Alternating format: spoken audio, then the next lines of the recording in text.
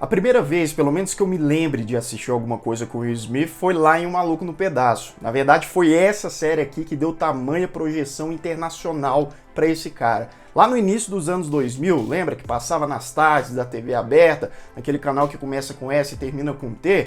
Pois é, eu ficava freneticamente assistindo as maluquices do Will, do Carlton, do Jazz e dos outros personagens. Eu posso dizer tranquilamente que foi uma das séries que mais me marcou a infância, pré-adolescência. E sim, existe uma teoria bem forte sobre o real contexto daquela história, dos personagens, até um negócio bem sombrio, mas que gera bastante reflexão. E afinal de contas, será que o Will estava morto o tempo todo?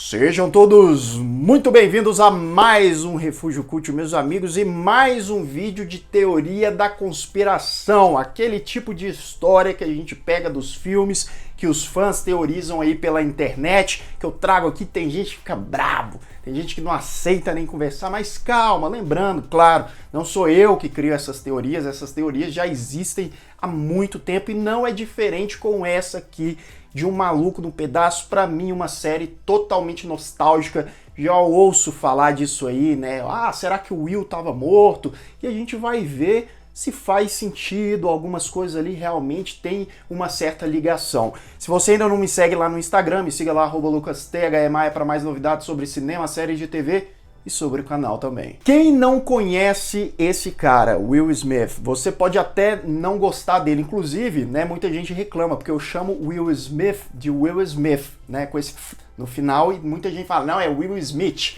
Will Smith.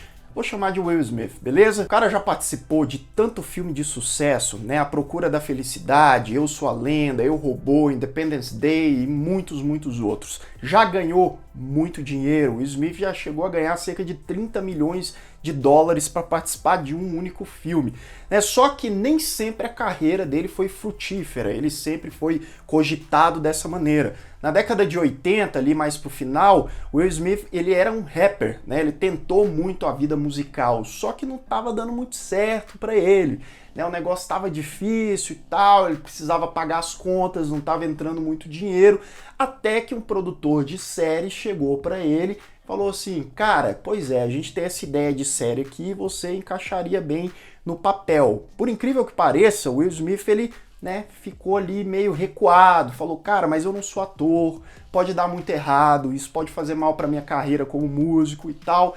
Mas depois de muita insistência, ele acabou sendo convencido a fazer parte dessa série que se tornaria The Fresh Prince of Bel-Air, ou Um Maluco no Pedaço aqui no português BR. E aí o que acontece? A série estreou em 1990, muita gente não se lembra, ela tem 6 temporadas e foi até 1996. No início da série foi bem difícil para o Will Smith, porque ele foi bastante criticado ali pelos executivos, pela produtora e tal, porque ele era, querendo ou não, um ator inexperiente. Né, ele fazia tudo com mais naturalidade e tal, o carisma dele. Ele foi evoluindo aos poucos, mas até lá o cara era monitorado, criticado, muita gente falou que ele podia desistir. Sabe aquelas coisas de início de carreira que o pessoal bate pra caramba? Pois é, mas o Will Smith, ele continuou na garra, foi estudando mais atuação no decorrer da série. E o cara tinha uma presença, uma simpatia ali tão forte na tela, foi convencendo a galera que pouco depois ali, cerca de 2, 3 anos de série, ele foi convidado para fazer um monte de filme, né? Começou lá em 92, 93, mais ou menos. Bem, para você que por um acaso não se lembra muito bem da história do Maluco no Pedaço, e é muito importante ela pra gente desenvolver essas teorias malucas aqui, o Will era um jovem rapaz que gostava ali de curtir com a galera, jogar basquete, ele morava na Filadélfia, até que teve um conflito de gangues ali, ele se envolveu numa briga, a mãe dele ficou muito preocupada, pensou assim, vou mandar ele pra fora daqui, senão esse menino vai se envolver com um negócio ruim aí, vai acabar morrendo e tal. E aí, por sorte aí do Will, da mãe dele, né, que estava muito preocupada, a irmã dela, a Vivian Banks, casada com Philip Banks, também conhecido, né, como o icônico tio Phil, né, galera rica lá, o tio Phil juiz todo poderoso, então ela mandou o filho dela para lá, para bem longe, para ele ser até educado aí, sair da malandragem, quem sabe ter um futuro. E lá vai o Will, e é basicamente isso. E o que os fãs teorizam tanto aí da morte do Will, etc. Inclusive aquela abertura icônica, né, com o próprio Will Smith cantando ali, várias coisas. Nessa abertura já fala muita coisa que a gente pode ali subentender nas mensagens e dar mais forças para essas ideias malucas. Por quê? O que esse pessoal diz? Que na verdade o Will, ele acabou morrendo naquela briga de gangue. Isso mesmo, ele não conseguiu sobreviver. Provavelmente a galera pegou ele e tal, e até tem umas imagens ali do pessoal cercando ele, etc.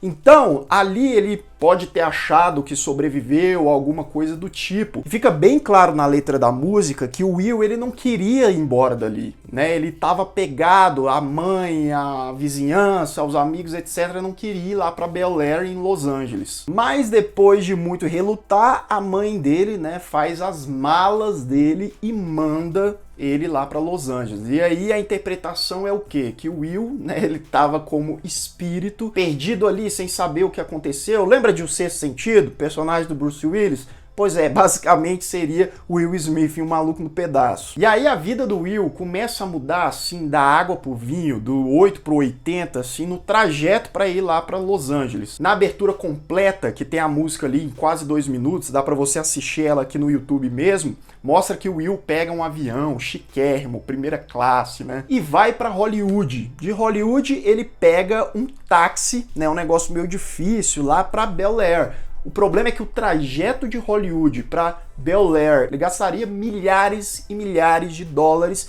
e muito tempo também. A real mesmo é que se parar para analisar essa parte, ela não faz muito sentido, né?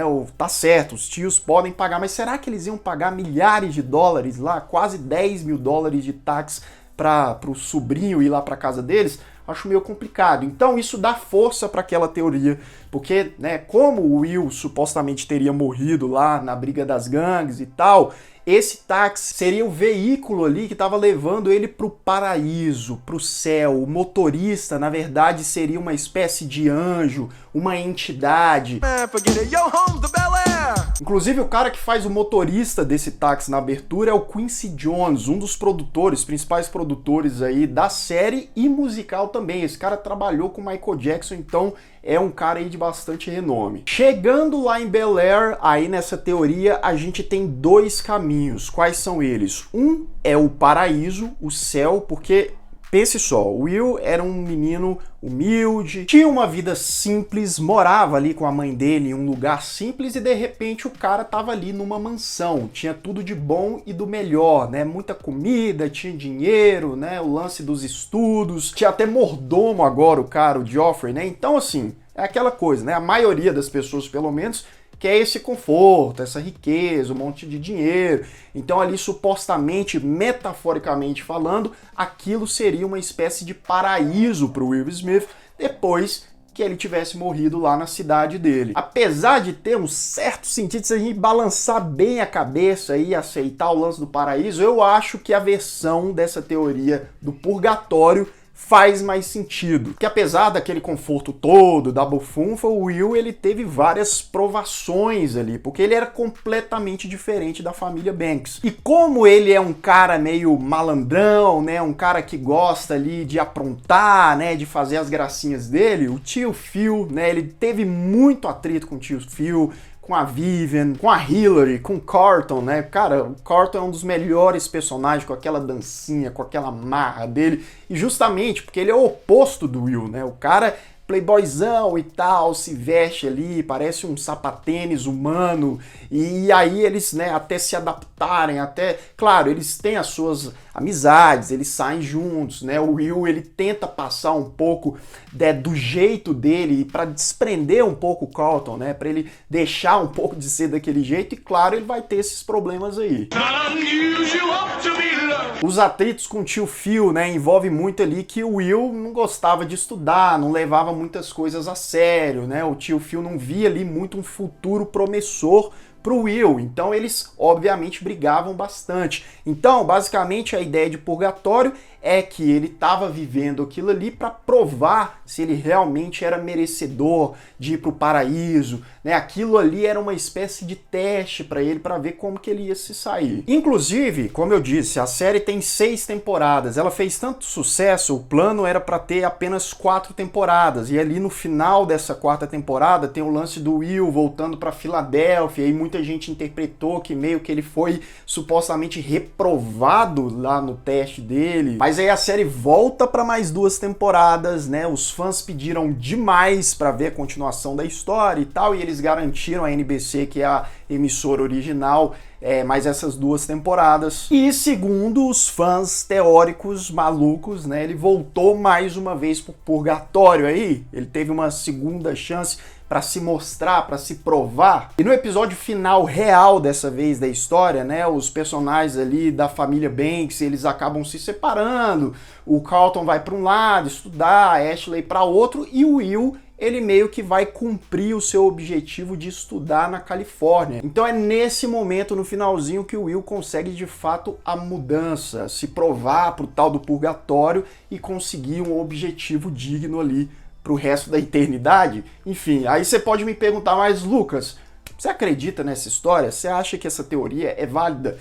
Não, né, gente? Isso é só uma teoria, até porque alguns atores e tal ouviram falar dessa história aí, falaram que não, que isso é uma brincadeira, que é coisa criada por fã mesmo e tal. Só que é muito legal a gente ver essas percepções que a galera tem, essas viagens na maionese aí que o povo faz e vai interligando ali detalhes, e muita coisa acaba fazendo sentido mesmo. Agora, uma coisa que é real é que essa série fez muito sucesso, deixou muita saudade e deixou o Will Smith muito famoso, milionário até hoje.